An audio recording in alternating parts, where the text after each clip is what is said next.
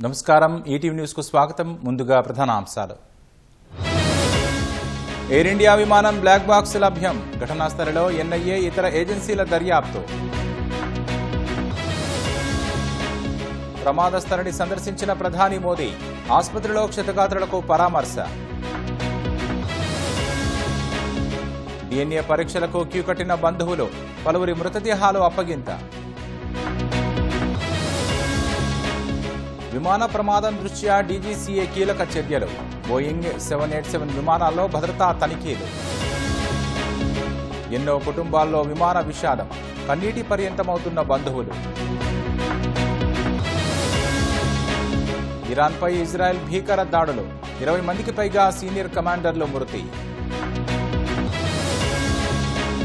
ఇరాన్కు Trump హెచ్చరిక ఇప్పటికైనా ఒప్పందం చేసుకోవాలని హితవు